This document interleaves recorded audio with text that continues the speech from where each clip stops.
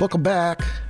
The largest frog on Earth is the Goliath frog, also known as the Goliath bullfrog, and the giant slippery frog. They are found in Cameroon and Equatorial Guinea, and they can weigh up to 17 pounds or more, and their bodies can be more than a foot in length. The world's smallest frog, discovered in Papua New Guinea, measures a mere 7 millimeters long and may be the world's smallest vertebrate. One reason I find frogs so delightful and fascinating is the huge variety they present. Now, another person who thinks a lot about frogs, a lot more than I do, I'm sure, is Matt Ellerbeck, frog advocate and conservationist. Visit him at saveallfrogs.com. Welcome, Matt. Well, thank you so much for having me. Matt, I know you have a number of frog issues on your mind, so let's begin with frog populations. Are they really in decline? Yes. So there's around 5,000 frog species worldwide, and of that, over 30% are listed as at risk of extinction. So that's pretty significant.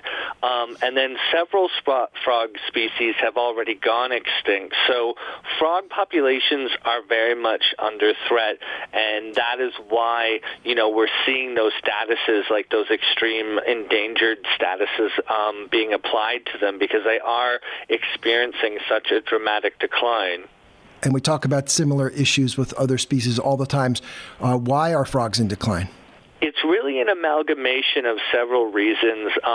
The first being the loss of habitat. So essentially, if a frog loses its home, its odds of survival are not very good. So places like marshes and wetlands and meadows and woodlands, too many of these natural green spaces are being destroyed for developmental construction and agriculture. Now, where good habitat does remain, it's often degraded through pollution and contaminants and pesticides and oils and gasolines, and frogs, being amphibians, are extremely sensitive to any kind of pollution or contaminant because they don't have scales on their skin like reptiles or fur like mammals. They don't really have any kind of armor or protection. They just have very delicate, permeable skin. So that makes them especially sensitive to those sort of substances being in their environment.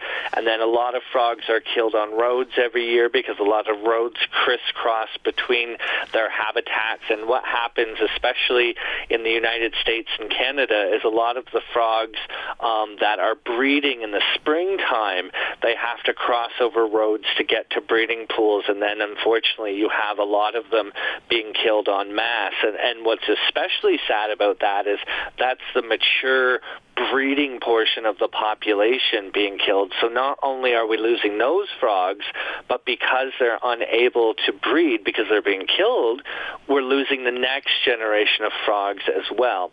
And then another thing that happens is harvesting. So frogs are being captured from the wild to be sent off for the fishing bait trade and for food markets. And, when we add all of these things up, and then there's climate change and disease, it accounts for a massive number of frogs being lost every year due to these human-induced threats. So that's why our frogs are not doing very well and why so many are at risk of extinction.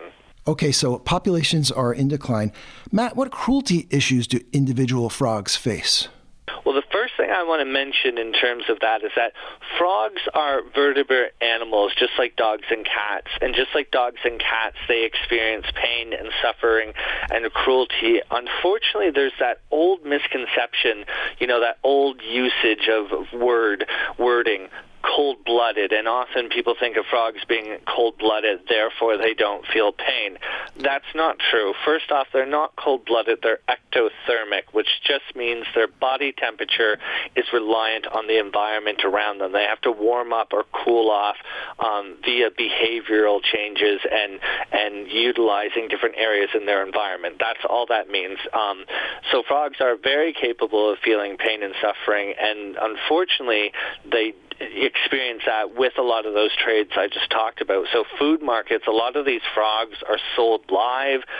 In some food markets, they skin the frogs alive and sell them that way. Like we're talking about really horrific things that happen to these poor animals. And then the bait trade, frogs are sold live for fishing bait and then are stabbed with hooks and then tossed into the water. Now, say I was going on a radio program and I was talking about, someone was using kittens or puppies and they were stabbing them with hooks. Like, there would be massive outrage. People would be appalled by such things. But I think because frogs being amphibians and there are those misconceptions about them being slow, slimy and cold-blooded, people are often not as sympathetic towards them. So it's important to really make those connections that, the frog is a living, breathing, vertebrate creature, just like dogs and cats and other mammals that we're more familiar with. And just like those animals, they are experiencing a lot of cruelty from these trades that are exploiting them.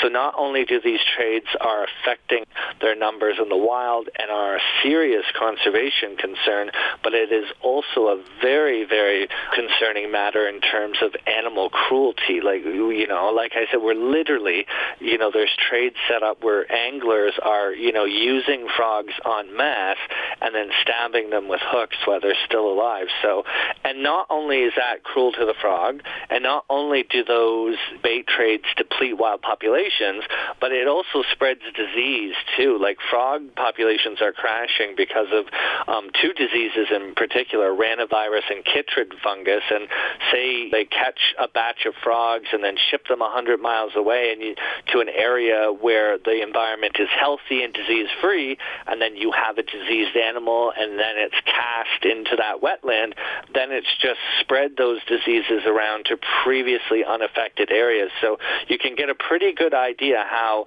through those the shipping and unnatural movement of animals via these trades, how those diseases can be spread very, very quickly and to all these other places. So the bait trade and the trade of animals for dissections and food markets, these are all really triple-pronged threats. There are conservation concerns, there are cruelty concerns, and there are concern in terms of spreading the amphibian diseases to other areas. So those three in particular are very, very damaging. We are speaking with Matt Ellerbeck, frog advocate and conservationist. The website is saveallfrogs.com. And Matt, we are going to continue this discussion because we're just scratching the surface here in an upcoming segment, and we'll look forward to speaking to you real soon. Sounds great. Stick around, more with Animals Today after the break.